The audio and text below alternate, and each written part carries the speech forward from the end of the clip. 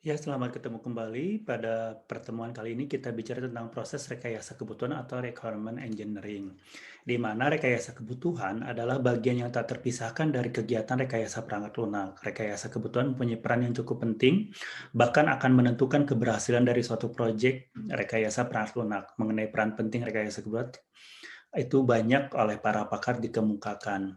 Requirement engineering merupakan fase terdepan dari proses rekayasa perangkat lunak atau software engineering, di mana software requirement, kebutuhan dari user pengguna dan customer pelanggan dikumpulkan, dipahami, dan ditetapkan.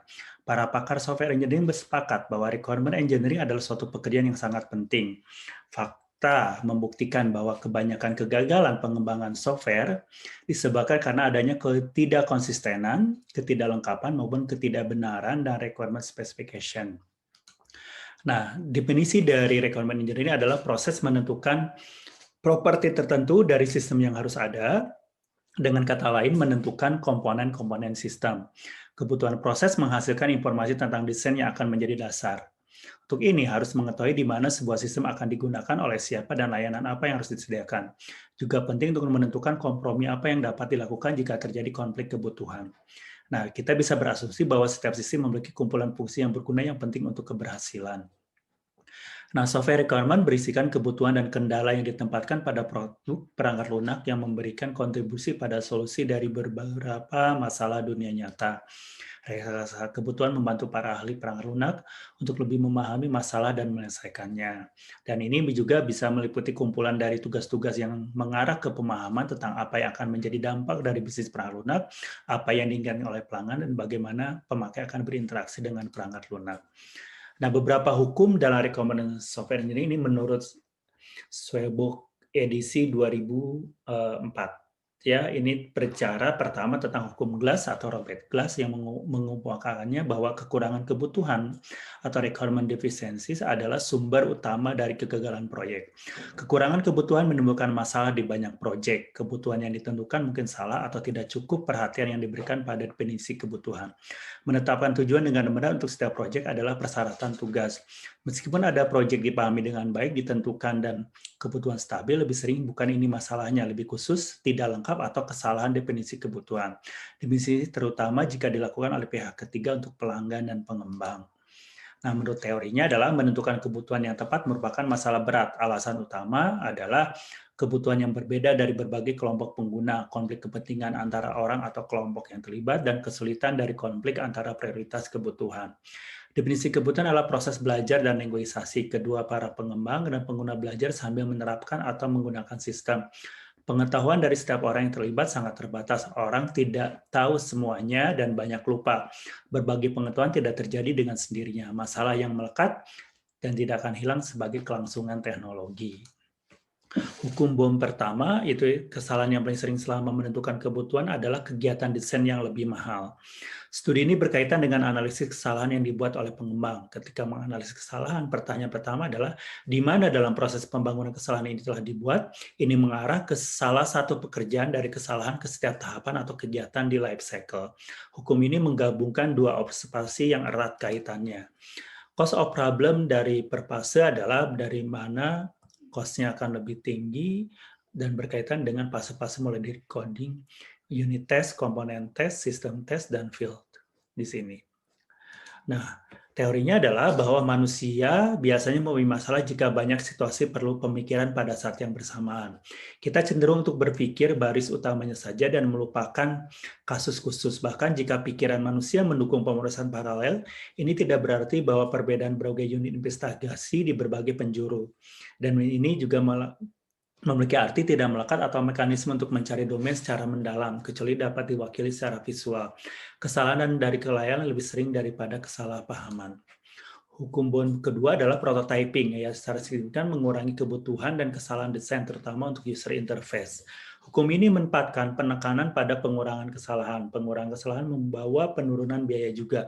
Jumlah pengurangan tidak terukur namun menjadi signifikan, setidaknya 20-30% harus terjadi. Hal ini berlaku untuk semua hukum, meskipun kata signifikan akan diabaikan. Perubahan dalam kisaran 5-20% karena perbedaan pengukuran atau saat atau dapat disebabkan oleh gangguan tak terkendalikan. Prototype di dalam sistem life cycle adalah Seperti ini, ada requirement definition, ada design, ada contraction, di mana nanti prototype itu mengalami design, contraction, dan evaluation juga sesuai dengan apa yang diinginkan. Nanti kalau hasil evaluasi itu harus ada perbaikan ya dikonstruksi lagi atau bahkan kalau ada hasil konstruksinya juga belum sesuai itu akan didesain ulang seperti ini. Sehingga dari prototipe ini bisa melihat berbagai macam apa-apa saja yang kita butuhkan. Nah, menurut teori, prototipe memberikan pandangan dari sistem yang tampak nyata bagi pengguna. Berbeda dengan representasi desain lainnya, prototipe tidak tergantung pada kekuatan imajinasi orang untuk memvisualisasikannya. Ini adalah perwujudan sebagai sistem yang sesungguhnya bukan yang abstrak. Mungkin lebih menekankan detail dan dengan demikian tidak menyembunyikan atau merusak penampakan total dari sistem. Prototipe perlu dibuat untuk sistem di bawah pengembangan saja, bukan untuk sistem yang ada. Hukum Davis adalah nilai dari sebuah model tergantung pada pandangan diambil, tetapi tidak ada yang terbaik untuk semua tujuan. Model adalah bentuk yang sangat berguna untuk menjelaskan sistem. Hal ini berlaku sebelum, selama, dan sesudah pengembangan sistem. Contoh model yang digunakan dalam ilmu Anda adalah model yang menggambarkan evolusi bintang, model atom, atau pengoperasian sel. Model tersebut konsep intelektual yang pertama, namun dapat diwujudkan atau dinyatakan dalam sebuah representasi yang terlihat. Dalam ilmu komputer, kita dapat menggunakan model untuk mempelajari struktur statis objek sistem atau komponen, struktur logika data yang digunakan, atau struktur dinamis interaksi tugas dan proses. Ini beberapa hal yang berkaitan dengan model view mulai dari data, elemen konstannya adalah data structure, relationship.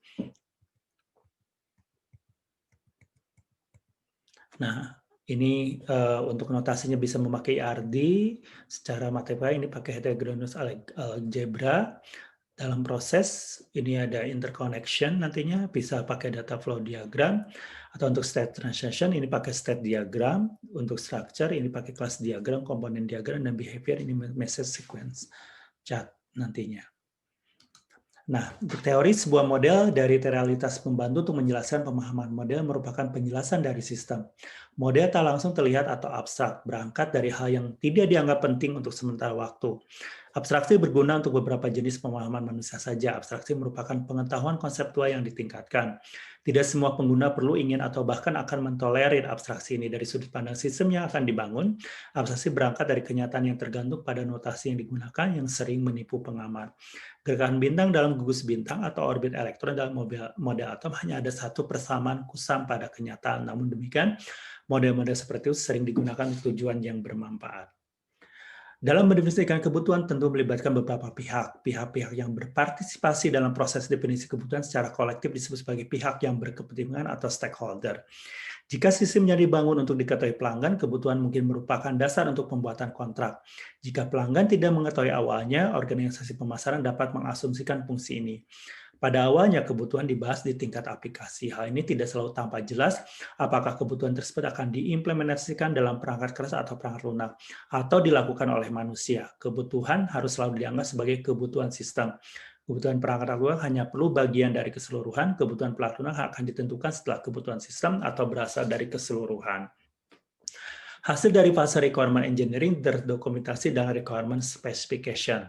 Nah, requirement specification ini berisi kesepakatan bersama tentang permasalahan yang ingin dipecahkan antara pengembang dan pelanggan dan merupakan titik start menuju proses berikutnya yaitu software design. Sistemasi proses sinergisasi pengembang dan pelanggan dalam requirement engineering dibagi dalam 3 proses besar yaitu elicitation, specification, validation, and verification. Formula ini kita sebut sebagai the three dimension of requirement engineering. Nah, proses requirement engineering ini dilakukan secara iterasi dengan mengakomodasi adanya feedback dari customer. Ini yang disebut dengan three dimension of requirement engineering.